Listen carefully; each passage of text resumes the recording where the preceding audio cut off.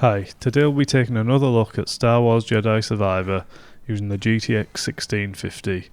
This is patch number 5, which supposedly increases performance, reduces stutters, improves the load on your CPU, and breaks the menus even more than they're already broken, which is nice. The main reason I wanted to do the update was because they've changed it now. Before this patch, there used to be resolution scaling on medium and low settings, even with FSR turned off, whereas now that's gone. And for that reason, I won't be comparing my numbers to the last update. It'll be my last update on the game for a while, because basically my EA membership's gonna run out, and I don't really want to give EA any more of my money until this game's fixed fully. I also don't want to fill my channel with just continuous Star Wars updates every week.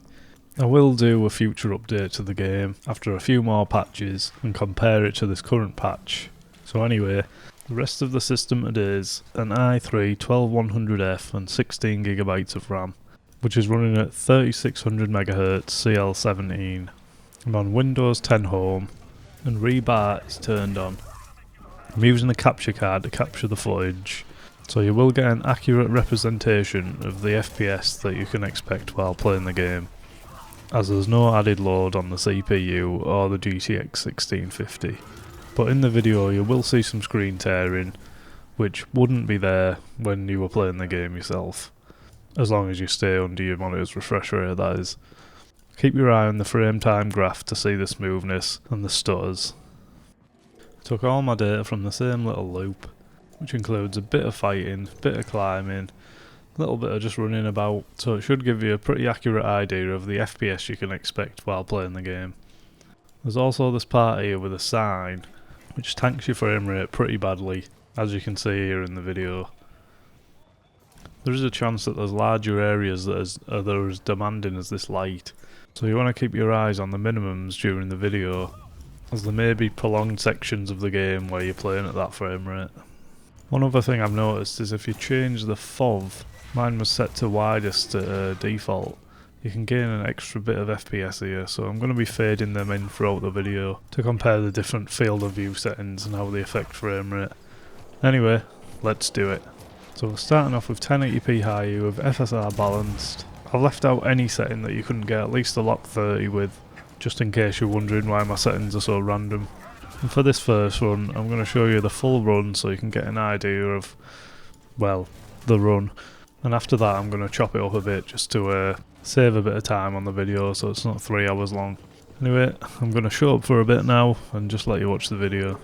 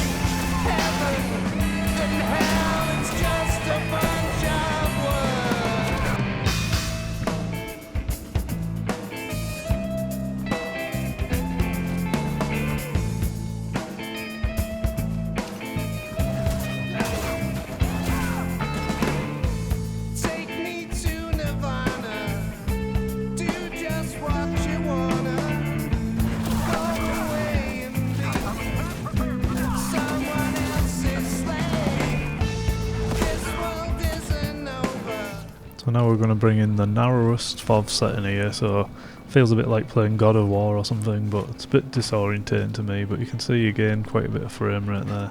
You don't always gain this much though. Seems to depend on the graphic settings.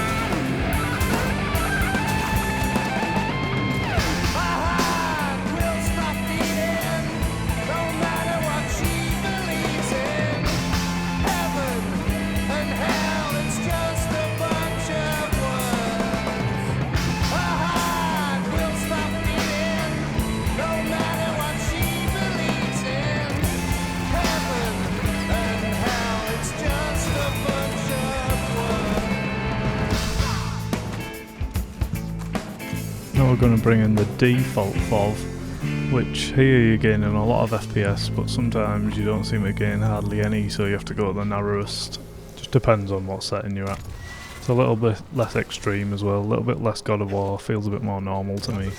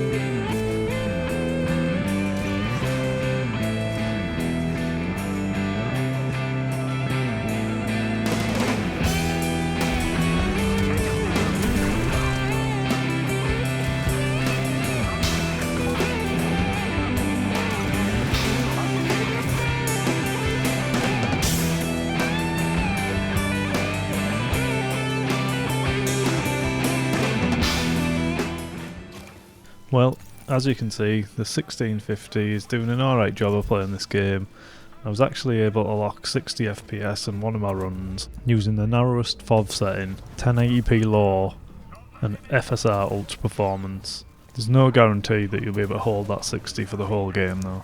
but I did get some even higher averages. But if you don't want to take such a big graphical hit, there's a lot of less extreme settings what can easily lock 30, or a custom frame rate cap of maybe 45 or something like that. The only issue is the game does still stutter quite a bit, so if you are sensitive to stutters, I'd probably give this one a miss for now at least. The stutters seem worse at higher settings, possibly due to the VRAM limitations, but either way they are still there at medium and low settings, but they're just not quite as extreme.